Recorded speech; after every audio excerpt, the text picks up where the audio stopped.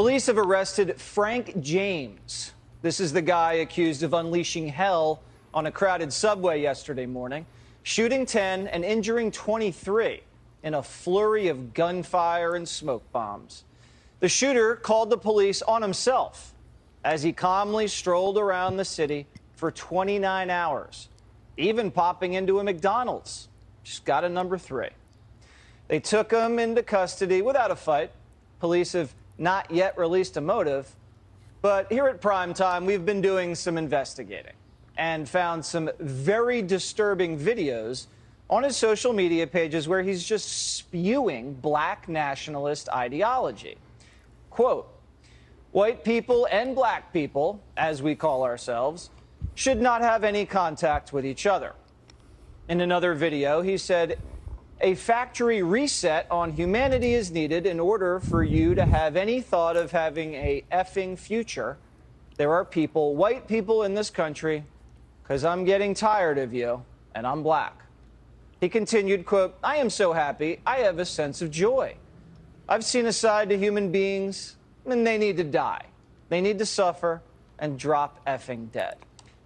He went on to celebrate the confirmation of Judge Ketanji Brown, but the fact that she was married to a white guy made him furious. Quote, "Yeah, our black sister, Supreme Court Justice, power to the people, is married to an effing white man. I don't believe this bleep." In one video, he can be seen outside screaming at unsuspecting people just walking down the street. Quote, "F you and your white ass too, you white racist mother effer. You're something less than human today. You shouldn't even exist. You're a crime against effing nature, you Spanish-speaking mother effer." For years, this freak was letting the world know his deepest, darkest thoughts. And big tech never flagged it. They consider themselves the speech police of what's right and wrong to post. Saying gender is real is considered hate speech online. But kill whitey is just fine? And of course, this guy, Frank James, has a long rap sheet. His arrest history in New York is 9 prior arrests, dating from 1992 to 1998. Those include possession of burglary tools 4 times, criminal sex act, theft of service 2 times. He was arrested on a New Jersey warrant. He also has a criminal tampering. He has 3 arrests in New Jersey in 1991, 1992, and 2007. They are for trespass, larceny, and disorderly conduct. That arrest record, combined with the years of twisted videos, how was this guy not on the FBI's radar? There has been some reports that FBI holdings to date had a tie to Mr. James. I want to be very clear that to date we have found no record of an investigation of Frank R. James by an FBI office before the shooting yesterday. Reports that FBI's New Mexico field office previously investigated him are inaccurate.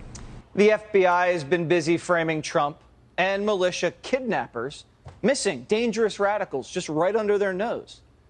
If you watch the mainstream media, you'd have no idea black nationalists even exist.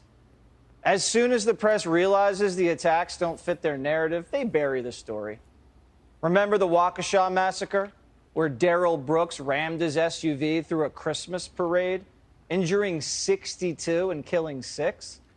Brooks also has a lengthy record and shared plenty of posts on social media calling for violence against white people, saying Hitler was right, and comparing cops to the Klan.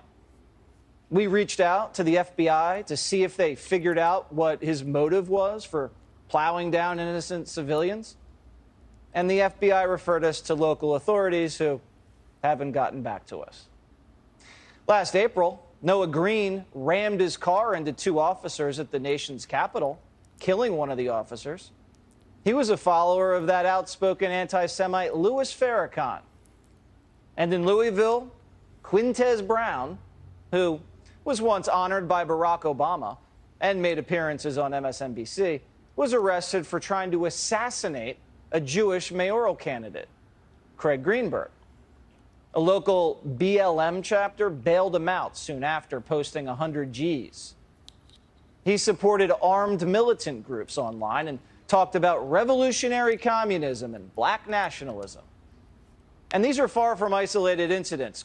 Corey Ali Muhammad, David Anderson, and Micah Xavier Johnson all had ties to black nationalism and all murdered many in their cities.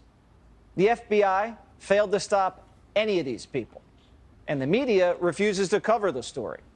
To them, the only domestic terrorists wear red hats.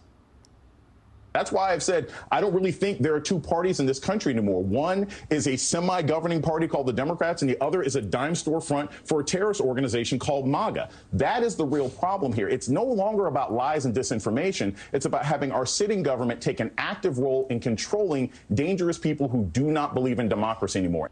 Political correctness is putting lives in danger. The media is completely ignoring black nationalism. There's only room for white nationalism in their coverage because they need to keep the Democrat base scared and the country divided. The press is just a political chop shop. We know their motivation. But big tech is letting black nationalism spread across the internet. These CEOs need to answer why. If you can't get banned for posting a funny meme about Hillary, but you don't get knocked off for death threats, who's running your programs on the back end? Black nationalism is a serious threat, and our FBI just keeps dropping the ball. Why? The FBI... Shalom. Call